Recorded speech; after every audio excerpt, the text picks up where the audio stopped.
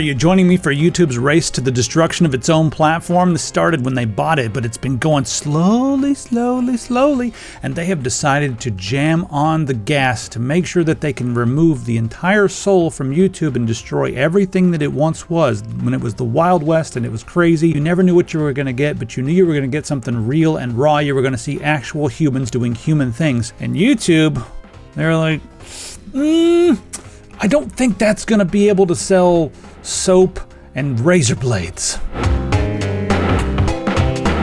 I use OEM keys for a few different reasons. This is the price you're going to pay for Windows 11 Pro if you get a retail key. Let's check those prices on whokeys.com. $30, we can do better. Put in TS25, click apply. There we go, $23.22. Let's say you want to get a copy of Windows 10 Pro. Let's click on buy it now. Coupon code TS25, hit apply, and watch that price come down. There we go. The other thing is OEM keys are generally locked to your hardware. So if you move it from one motherboard to another, you may need to get another key, but you'll have to get many keys to equal the price of one retail key. If you need Office, you're also going to be able to get those same deals, 25% off on Office 2019 and 2016. These are offline versions of Office without monthly fees. Let's go ahead and check out with our copy of Windows 11 Pro. All right, just put in my card info.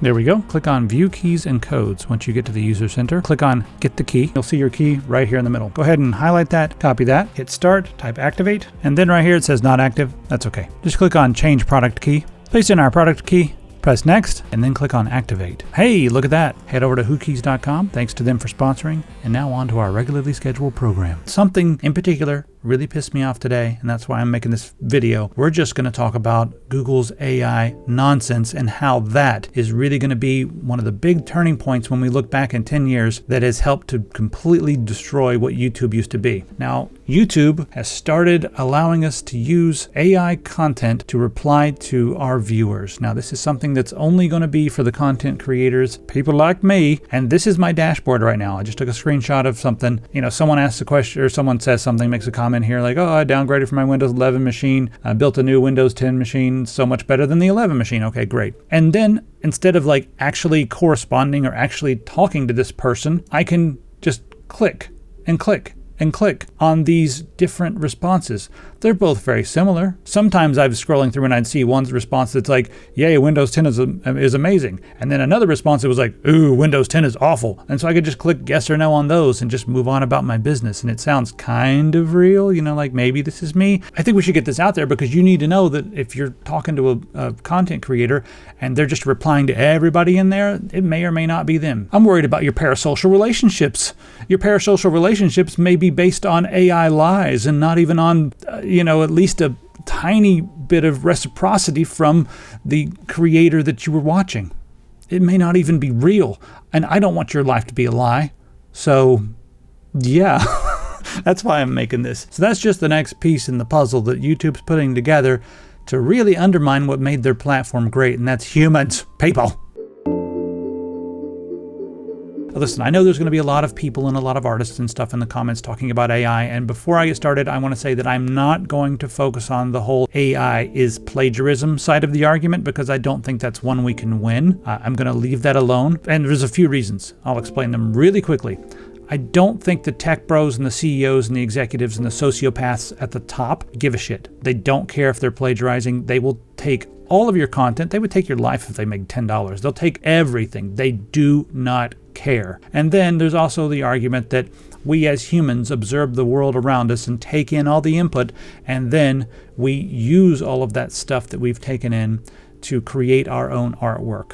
So we are a product of our environment and of the world around us and all that sort of stuff. It's not the same because this is a sloppy algorithm that has no perspective, and we're humans who have the perspective and can inject our own ideas. It's not the same at all, but we're not going to win that argument, so I'm going to leave it alone. So with these tools, YouTube is really just driving a wedge between the creators and their community. They're making it so that when you talk to someone, you don't know if they're real or not. And I hate that. I'll never, ever use that. If you're talking to me, you're talking to me. I will never use their stupid AI response nonsense. I will never do that to you. Plus, I talk like an idiot, so YouTube will never, ever be able to emulate me. That's another reason I'm not afraid about the plagiarism thing, is because there's no AI music that sounds like my music, because I don't think AI can do it because it's fucking weird, and I know that I'm weird, and I don't care. I'm glad that whatever.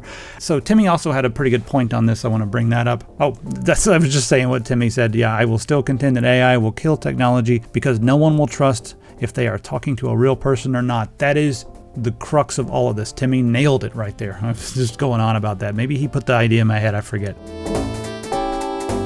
Let's take a look at the next thing that YouTube has unleashed upon its creators, and that is the brainstorm, buddy. Look at here. And right now it's telling me what has high interest and what stuff I should be focusing on as far as like making, different videos. It's like, hey, DIY retro PC mod N64 plus a K-System.2. That's 2 videos that I've made just slammed together into one thing. That's nonsense. Okay, Ultimate Mini PC setup. I've already made this video. Okay, so right now it's just looking through my stuff and saying, why don't you take the PC setup that you made, put this monitor that you also covered, put it together into one video for better interest.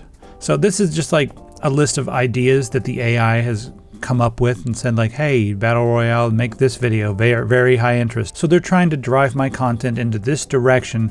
And they even give me like, AI generated thumbnails. They generated all this stuff. But let's say I want to make something else. I want to make a video about, let's see here, why AI is bad for YouTube. Let's see if we can come up with some ideas about that, Mr. AI. AI generated YouTube thumbnails, good or bad? Yes, let's take the most reductive thing ever and just be like, good or bad? All nuance gone, good or bad? Right now, tell me. AI, friend or foe? God, it's the same thing. Friend or foe? Just like, is that all that people can handle nowadays? Or like, this good, this bad, this friend, this foe? That's what AI thinks. God, where do they get this stuff from? Like mainstream news? Could AI replace YouTube creators? Well, if it does, then YouTube won't be YouTube anymore. It'll be slop and nobody will care. So yeah, all this stuff here is what it's telling me. And then if I say like, okay, let's click on this one, good or bad? Yeah. Now it's gonna say very low interest. No, people are not interested in this. But it's gonna give me an outline right here. It's gonna give me different titles that I could use. It's gonna generate thumbnails that don't look like slop at all. Oh my God, what is this? This has nothing to do with it. Didn't we already have a problem where they cracked down on misleading thumbnails? Didn't they just say, hey, we're gonna crack down on these misleading thumbnails that are like, hey, this is a video about a microwave, and by the way, here is an attractive girl. Would you like to click on this, please? Yes, click. Is that what YouTube's trying to get me to do? Its training data is filled with so much of this nonsense that it's trying to tell me to do this. All right. But the real big problem, tech bros, is that once you've got all these prompts and the outline ready and all that stuff, well, you got to sit down and do the work yourself. And we're allergic to work, right? Right, tech bros? We don't want to do anything. We'll do an enormous amount of work creating tools so that we don't have to do any actual creative work. Well, don't worry. Google thought about that. So after you get all of that done, well, let me introduce you to Veo. This is Google's AI generation video platform for, like beautiful slop creation. Check that out. You can make all of this stuff with some simple AI prompts. So you can just take the prompt that you've gotten from inside of YouTube's dashboard when you were working together with the AI to come up with your next video idea, come over here and just say, hey, I need this video. Let's make it and put it on YouTube. And that is brilliant because then we don't need any humans anymore. We don't need humans at all for YouTube. We could just have YouTube videos. And the best part is, well, we've got plenty of bots too. So we can just load up the comments with bots. It's AI making videos for AI bots. What a brilliant platform. And that's the direction that YouTube is going in. Now, there's going to be plenty of people like me and all that stuff, who just don't want anything to do with this. There's going to be real humans on YouTube, but they are not going to be prioritized. This channel hasn't been prioritized for a very long time because I'm quote unquote a loose cannon, which, I'll just say whatever I want, which is, I guess, scary to people who want to be able to control everything someone says, I suppose, or want to make sure that everything you say is at least safe for advertisers. That's a scary thing. And I think a lot of artists who are just nice, decent, wouldn't hurt a fly type people are considered loose cannons because they're real. And that's the thing that corporations fear the most, real, because there's something that's just, there's some part of, corporate structure, that is kind of anti-human, and that's built into it because they have to prioritize the needs of their greedy rich shareholders over anything else. Especially with a publicly traded company like this, they can't prioritize actual human experience. They have to prioritize the algorithm that extracts your time, your valuable time. It just gets extracted.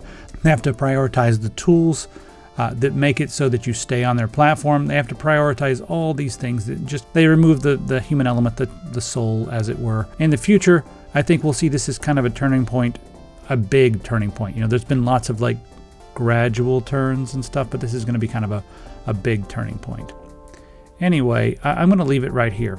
If you haven't watched my other video where I talk about just the gradual decline and the enshittification of YouTube over the years, coming all the way up until this AI stuff right now, which is going to be, I think, bigger than the ad apocalypse and bigger than a lot of the stuff that came in the past.